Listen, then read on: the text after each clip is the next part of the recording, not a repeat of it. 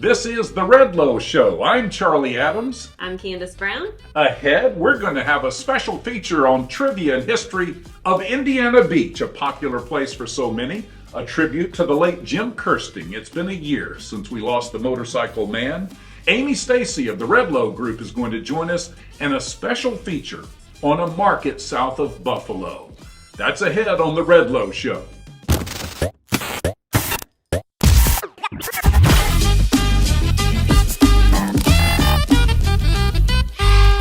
Alrighty, well, on our first show, Candace, we talked about the big Knox-North Judson football rivalry, and we had a contest for the closest score guess. That's right, Charlie. The winner of the Google Nest thermostat was Cheyenne Allen, who's actually the dad of the North Judson football player, Cheyenne Allen.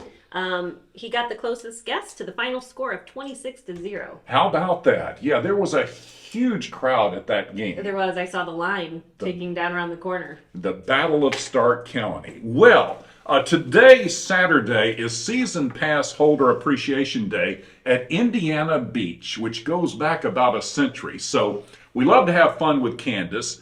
I've got some trivia questions for you, many multiple choice. Are you ready? I'll try my best. Okay, Indiana Beach, what was its original name? Hoosier Wonderland, Ideal Beach, Indiana Beach, or More Than Corn Here? I'm going to go with More Than Corn Here just because it's in the slogan. That's a good guess. Ideal Beach, and we'll explain how it got that name coming up. When did the first ride open at what was then Ideal Beach, later Indiana Beach? Was it 1951, 1927, 1898, or 1955? 1955. 1927. We'll show it to you a little bit later. What was the first ride, if you could guess? Now, this was 1927. What do you think? It was next to the water. Any idea of a guess? It'd be something that spins around. It was a toboggan slide 30 feet up right into Lake Schaefer. So you would go shooting across the water. That sounds fun. In 1930s, what was it referred to as? Indiana's tropical paradise, the Riviera of the Midwest, escape from depression, this was the 30s, or paradise between the corn? Paradise between the corn. Good one, but it was the Riviera of the Midwest. I'm sorry. Because it was halfway between Chicago and Indy, and it was kind of considered a Riviera. Okay. Earl Spackman bought property and created Ideal Beach, then Indiana Beach.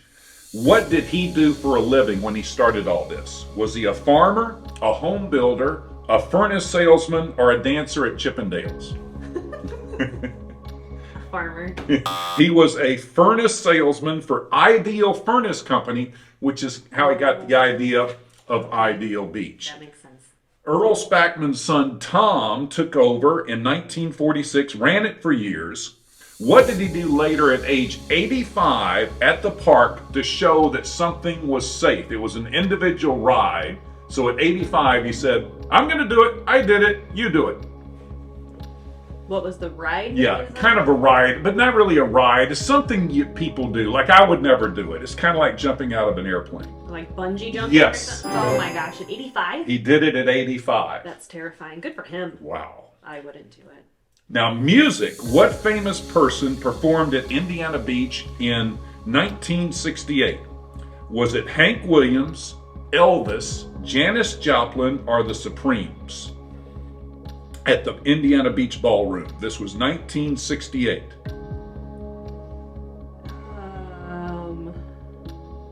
Say Hank Williams?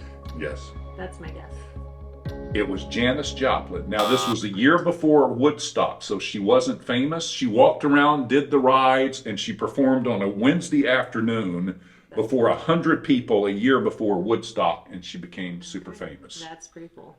Another one. Which of these performed at Indiana Beach? Donnie and Marie, Sonny and Cher, Buddy Holly, or Ryan Clemens and Michael Sims? Nobody would buy those tickets. Sonny and Cher. You are right. Yes, I got one. Yay! They performed there August 20th, 1965 in the Indiana Beach Ballroom. I got you, babe. Originally called Ideal Beach because Earl Spackman, the founder, worked for the Ideal Furnace Company out of Detroit. He hoped to get funding for some canoes. That's why he called it originally that, when they had no rides. Okay. So he named it that, and then it was changed to Indiana Beach. Well, Candace, I wanted today for us to pay tribute to the late Jim Kersting because it was just over a year ago he passed away at age 85, September 12th of last year. Of course, the World of Motorcycles Museum, Kersting Cycle Center. He had been born in North Judson in 1936. As a kid, he took his mother's dishwashing machine and put it in the frame of a motorcycle. She didn't know this. That shows you how much he loved to tinker and build. He went on to be a tractor repairman. He had a filling station south of Judson.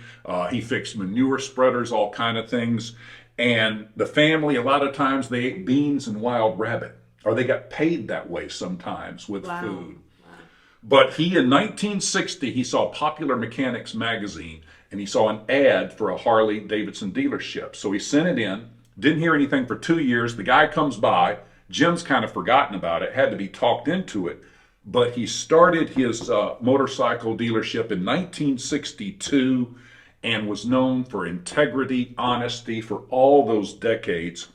He created the World of Motorcycles Museum in 2003, and we have a picture of my wife Beth and I. We were there watching it. He gave us a tour when Mitch Daniels was governor of Indiana. He went by to see it. There's even been a book written about Jim Kersting. That's pretty cool when a book is written about you. Yeah. Called Jim Kersting, An American Dream. He won the Schricker Award about 6 years ago and was in the Mint Festival just months before he passed. But Candace, I had a chance to talk to him not long before he passed. And before I run that, his funeral was at the Lutheran Church in North Judson. And I was there, and all these motorcycles came, hundreds of them. And they gave him an escort, the hearse and the casket, from St. Peter Lutheran Church out to drive by the dealership one more time and then to the grave. Oh, that's nice. It is. And I had a chance to interview Jim a few years ago, and this is what he had to say about life. Family and friends is the most important thing in life, and God. Talk about your foundation principles over the years that you've tried to apply in serving others and running a business, everything. Honesty. Being honest. Tell the truth. Never tell a lie. Otherwise, you're going to have to remember everything you've ever said. And that was taught to me by my father. He said that very thing. My dad was a wonderful person. What would you say to the young folks coming up that want to go into various endeavors that you've learned over your life? Do a good job. Just do the best you can do and have faith in God. That was Jim Kersting a few years ago, and it was such an honor to have known him. We have a special guest here, Candace. That's right. Redlow's own Amy Stacy. Hey. Hi. We're glad you came on. So we thought it'd be fun just to ask you some questions. People can get to know you a little bit. So here we go. All right. What made you want to get into real estate? I thought about it a lot over the years, and one of our owners, Ryan, is my brother, and I kind of ran the idea by him, and he thought it would be a good idea, and here I am. Here you are. Well, we're glad to have you. So far, what has been your favorite part of this career? I think all the people that I get to meet in my community that, I didn't know before, and then people that coming into the community from out of town, and just helping people along the process. That's great. Why don't you tell us a little bit about yourself, your family? I am married to Tim Stacy. We have 2 kids. My son is 10 and my daughter is 9. We live in Knox. I grew up here in North Judson, but I've been in Knox for the last 16 years. Okay. You ready for some rapid fire? I'm ready. Here we go. Favorite book? I don't think I have a favorite book. You love to read them. I do love to read, but I don't have a favorite book. What are you reading right now? I can't remember what it's called, but I remember the author. Her name's Kristen Heitzman. What's your favorite color? Green. Oh, that's a good one. Food? Tacos, definitely tacos. And favorite movie of all time? Anne of Green Gables. Did not see that coming. Yeah. What about your favorite hobby? I'm not a big hobby person. I like to crochet, on my downtime. Speaking of crocheting, don't you have a crochet group? Yes, we do. We meet every Wednesday morning at 9 a.m. at Rabbit Coffee in Knox. Nice. Everybody's welcome. What does that look like? People bring their projects? Yeah, we just sit around and chat and crochet, and even if you don't crochet, we still say come on over and have coffee with us. Sounds good. Well, you grew up in North Judson, so you know Finger Hut, which is in Knox too, of course. Yeah. Yes. So we're going to have some fun now with Candace. And Finger Hut's been around over 75 years. So Mitch Finger Hut was kind enough to bring some. Candace has her eyes closed. Why don't you hand her that first one, and she's going to see if she can guess Finger Hut's most popular. Put it in my hand. There you go, Candace. Here we go. The drum roll. Go ahead.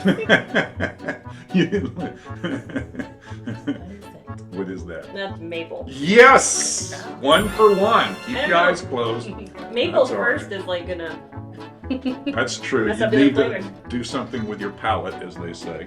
We have 5 of these. I should have to sniff coffee or something. Okay. Okay. Oh, we're going to switch it up. Yeah, Okay. we'll switch it up a little bit. Weird. This is embarrassing. That's the point. Blueberry. Yes! 2 for 2. I'm telling you. You do a lot better than the trivia on Indiana Beach. I'm telling you, give me some food. This one might get on your nose. Yeah, you might want to be careful. Well- Go ahead. I'm gonna just say it's a star because it's got stuff on the top. Yes, star with Put buttercream. that to the side because I'm gonna eat that later. It's my favorite. All right, back. Oh, here we go with this. I think I did.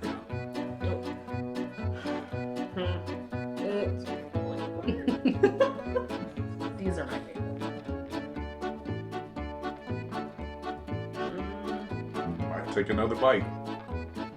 It's here's the plain ones if you like. Glazed. That's pretzel, isn't it? Pretzel, I think it was because of the shape, Okay. but it is like a glaze. Glaze, that's good. That counts. You're still perfect. Okay. And then finally, One more. one more. You are 4 for 4. This is my favorite.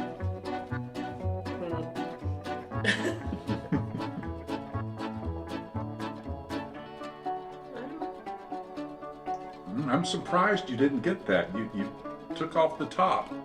Chocolate Yeah, stop cake there. donut. That's the chocolate, That right? is. Man, you're Chocolate good. cake. Yes, Mitch Finger I love Hut. my food. Thank you very much for bringing those down. So now you've got those for after the Redlow I'm excited show. about that. Yeah, finish my snack.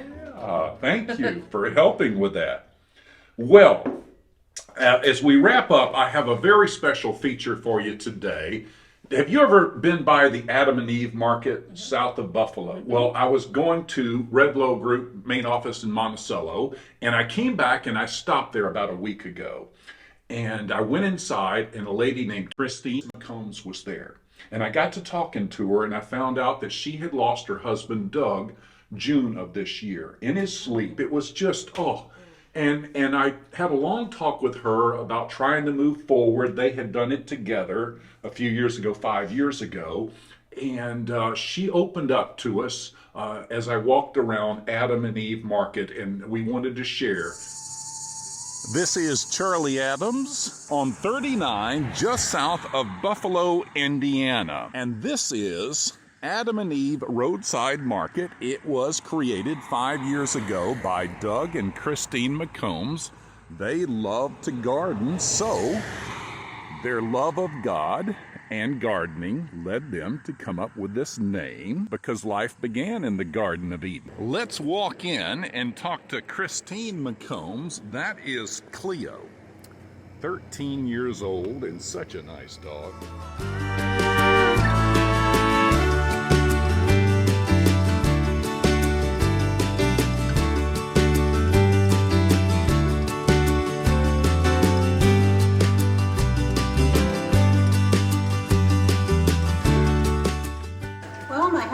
I had a page on Facebook called Adam and Eve Gardening. And then when I decided I didn't want to go back to work at school anymore, we decided to do the roadside market. Because this is what we love. We love God and gardening.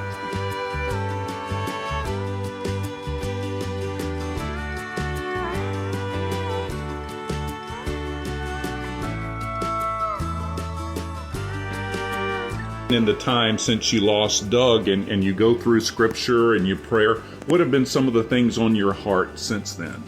Just that I know that Jesus is with me. He's holding my hand along the way. He's trying to comfort me if I let him, which is a struggle. Daily prayer, daily devotions that I read, and I have a book that a friend of mine gave me to write down my feelings in it every day. Some days I write to Doug, telling him how much I miss him and all that kind of stuff. What are some thoughts you have about life and how precious it is, and tomorrow's not guaranteed? Yep, that's what I tell everybody. Hug everyone that you know, tell them that you love them, because tomorrow's not promised. It has been a blessing to get to know Christine and learn from her wisdom. And as she said, we never know when we're a heartbeat away from eternity, and to savor each day and tell folks we love them. A special place here, Adam and Eve Roadside Market, and she shut it down for now, and she'll pray and think, and we'll see what's ahead, what God has in plans for her in this next season of her life. It was a blessing to talk to Christine, and we'll see what she does in the future with Adam and Eve Market. I know her late husband, Doug, was Buffalo Doug on WFRN. He would call in from time to time. Oh, that's fun. And they loved him. Well, we sure have had a good time here, and we thank Amy Stacy for coming in. And here we are. It's the weekend, a Saturday, and won't be long before fall is here. I can't wait. It's my favorite. I love the cool weather and the mums and the pumpkins. Amy's all about pumpkins. She's actually already decorated her house. Yeah, fall's my favorite. Oh, that's great. Is the Francisville Festival going? Yeah, it is. Chicken bingo and all the good things going on this weekend in Francisville, in Pulaski County. They've got the Peru Circus today and tomorrow. Fireworks tonight on Facebook. Look for Francisville Fall Festival. Well, we will be back having more fun and features, and we sure appreciate you tuning in. Be sure to share your comments below on this video and give a like, follow to the Redlow group page. Thank you so much, Candace, for being here. Thank you, Charlie. Have a great weekend. Bye.